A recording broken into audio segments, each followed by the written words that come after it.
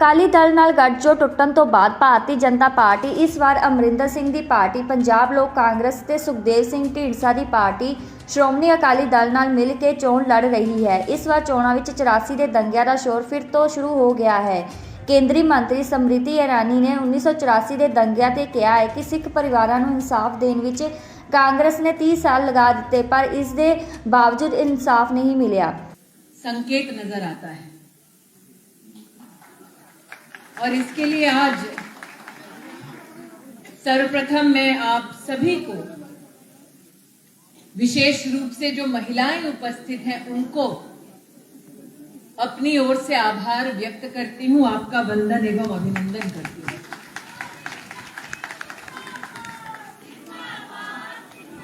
जिंदाबाद के जो नारे एक बहन लगा रही है, उस नारे में उस बहन का विश्वास झलकता है। विश्वास इस बात का कि अगर राष्ट्र हित में विकास के कोई काम करेगा,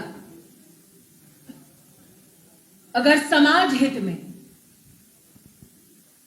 समुदायों को एकजुट कर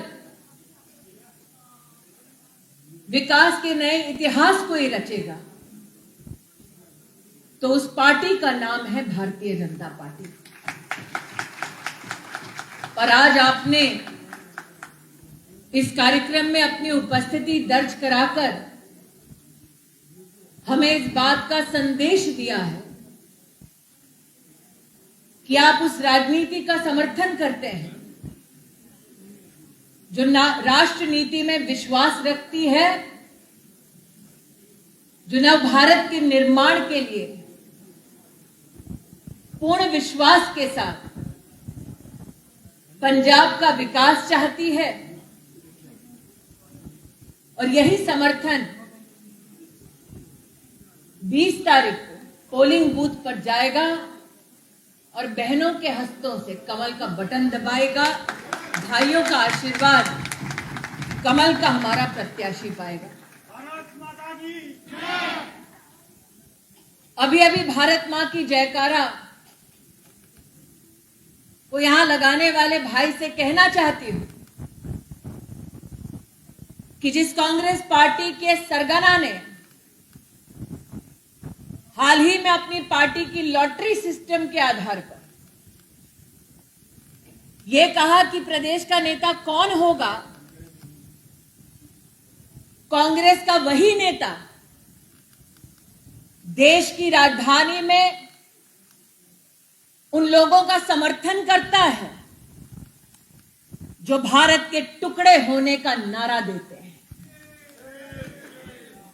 आज मैं कांग्रेस के प्रदेश के नेतृत्व से पहला प्रश्न यह करना चाहती हूं,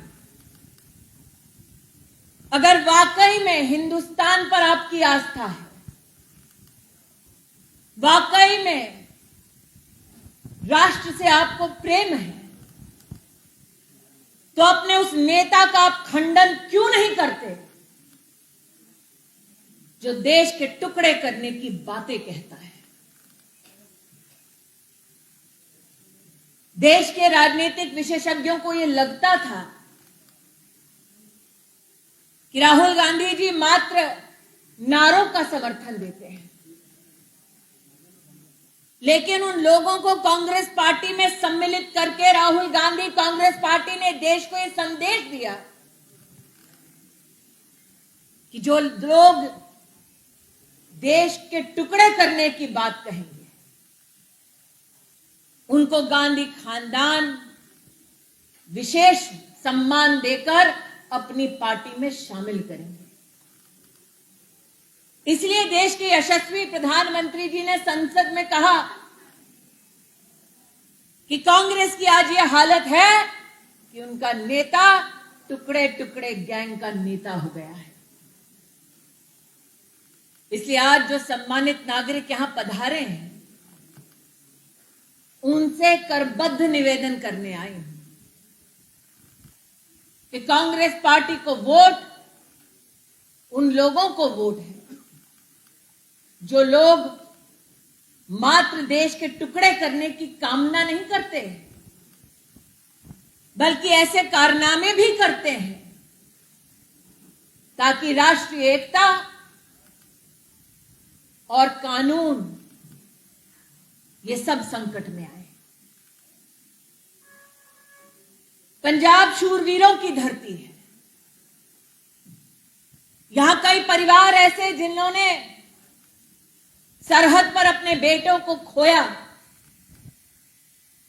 यहां कई माताएं बहनें ऐसी जिन्होंने बेटे को फौज की वर्दी पहनाकर माथे पर विजयश्री का तिलक लगाया। और जब इन घर परिवारों से बेटे सरहद पर जाते तो अपने परिवार, अपने पिंड से एक संदेशा लेकर जाते कि दुश्मन जब आंख दिखाए तो मां भारती के संरक्षण में प्राणों को न्यौछावर करने से पहले एक सेकंड तक मत सोचना। पंजाब की एक खासियत है। आज कांग्रेस पार्टी को दूसरा सवाल यह पूछती कि एक तरफ आपका राष्ट्रीय नेतृत्व देश के टुकड़े करने की बातों का समर्थन करता है, टुकड़े टुकड़े गैंग के मेंबरान को अपनी पार्टी में सम्मिलित करता है, और दूसरी ओर आप प्रदेश में एक ऐसे व्यक्ति को अपनी पार्टी की कमान थमाते हैं जो जाकर दुश्मन फौज को गले लगाता है। यह प्रश्न उठता है कि वो नेता जो दुश्मन की फौज के सिपह सालार को जाकर गला लगाता है,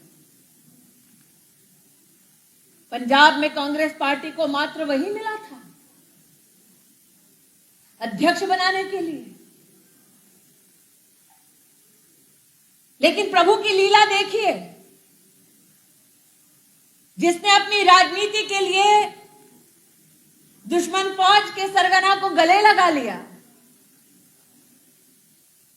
प्रभु की लीला देखिए,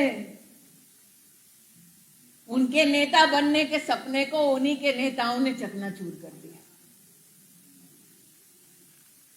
ये एक अनोखा खेल खेला कांग्रेस पार्टी ने देश की लोकतंत्र में। भारतीय जनता पार्टी कहती है कि जनता चुनेगी नेता कौन है। कांग्रेस पार्टी कहती है कि उनका एक विशेष खानदान चुनेगा कि नेता कौन। वो परिवार को पार्टी मानते हैं। हम जनता को अपना कर देश को अपना बनाते हैं। और इसीलिए आज मेरा गौरव है कि मेरे पार्टी के कर्मठ कार्यकर्ताओं ने विषम से विषम परिस्थितियों में विकास के लक्ष्य की प्राप्ति का संकल्प लेकर भारतीय जनता पार्टी के विकास के कार्यों को घर घर तक पहुंचाया। विकास क्या है? विकास इंसाफ भी है। जब बात पंजाब में इंसाफ की होती है तो 84 के दंगों को कौन भूल सकता है। 30 साल जिन्होंने अपनों को खोया वो इंतजार में थे कि इंसाफ कब होगा। 30 साल जिन्होंने अपनों को खोया, अपनी आंखों के सामने खून की नदियां बहते हुए देखी, वो इस फिराक में थे, इस इंतजार में थे कि कांग्रेस के वो नेता जिन लोगों ने नागरिकों को मौत के घाट उतारा, उनको दंड कब मिलेगा। आज कांग्रेस पार्टी से तीसरा सवाल मैं यह पूछती हूं, सत्ता तो आपकी थी, 84 के बाद उन लोगों को जेल की हवा क्यों नहीं खिलाई जो आपके नेताओं की फहरिस्त में आते थे, लेकिन जिनको देखकर 84 के दंगों में प्रताड़ित नागरिक कहते थे, वो देखो जा रहा है वो कांग्रेस का नेता जिसने मासूमों को मौत के घाट उतारा। इसलिए आज मैं प्रधानमंत्री जी का अभिनंदन करती हूं। 30 साल जो इंसाफ कांग्रेस पार्टी ना दिला पाई, वो इंसाफ भारतीय जनता पार्टी ने 84 के दंगों के विक्टिम्स को दिलाया। 300 केसेस दोबारा खोले गए, चार्जशीट फाइल की गई, और वो नेता जो गांधी खानदान के साथ कंधे से कंधा मिलाकर खड़े रहते थे दंगों के बाद भी, आज वो जेल की सलाखों के पीछे।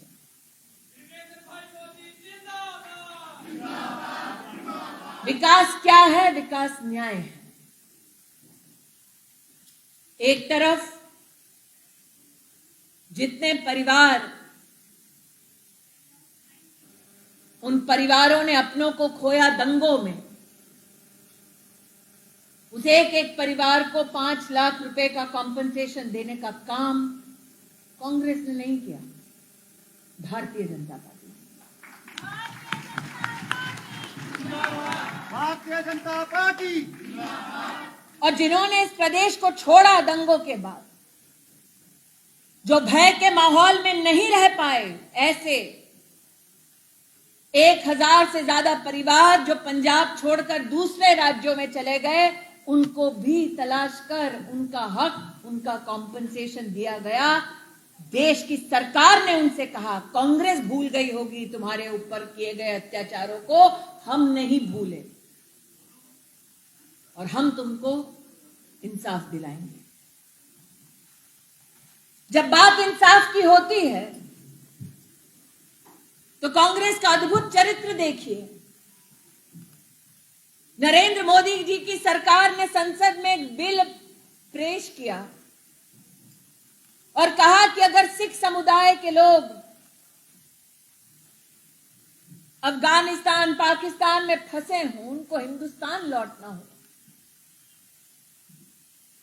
तो उनकी सिटीजनशिप की व्यवस्था, उनके संरक्षण की व्यवस्था हिंदुस्तान करेगा।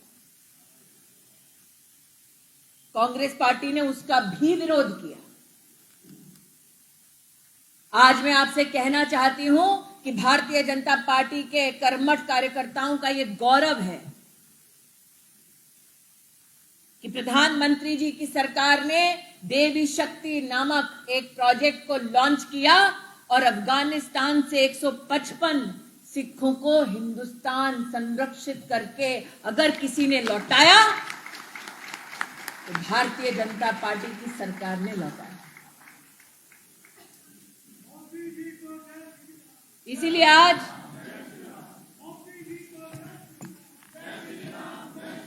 जिस राम का आप नाम ले रहे हैं, भाई साहब, जिस राम का आप नाम ले रहे हैं, राहुल गांधी की सरकार का जब यूपीए की सरकार थी, ये कहना था कि भगवान राम का कोई अस्तित्व ही नहीं है। और प्रभु की लीला अपार है। जिस गांधी खानदान ने कोर्ट में दस्तावेज दे दिया कि राम लला का कोई अस्तित्व नहीं है, आज उन्हीं की औलादे जनेऊ कोर्ट पर पहनकर मंदिर मंदिर घूम रही है।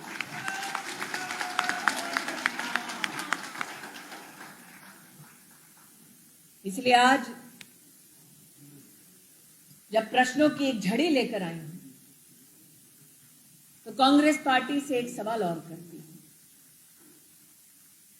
जब यहां भारत मां की जय जयकार हुई, तो उस मां भारती को एक तिरंगे, एक संविधान के नीचे सुरक्षित, सुदृढ़ करने का संकल्प जो हिंदुस्तानियों का है, उस संकल्प में एक बाधा थी कि जम्मू कश्मीर में धारा 370 लागू थी। धारा 370 लागू होने की वजह से पंजाब के परिवारों का पार्टीशन के बाद क्या हश्र हुआ। 1,16,000 सिख रेफ्यूजी विभाजन के बाद पाकिस्तान से जम्मू कश्मीर गए।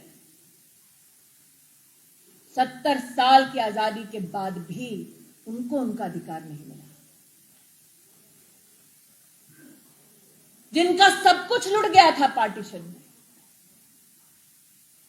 उनको इस देश में 50 साल से ज्यादा कांग्रेस की सरकार रही, उनका अधिकार, उनका हक नहीं मिला। और जब वो हक दिलवाने के लिए, धारा 370 हटवाने के लिए मोदी सरकार ने देश की संसद में पहल की, कांग्रेस के नेताओं ने उठकर कहा कि हिंदुस्तान की संसद को अधिकार नहीं कि धारा 370 हटाए।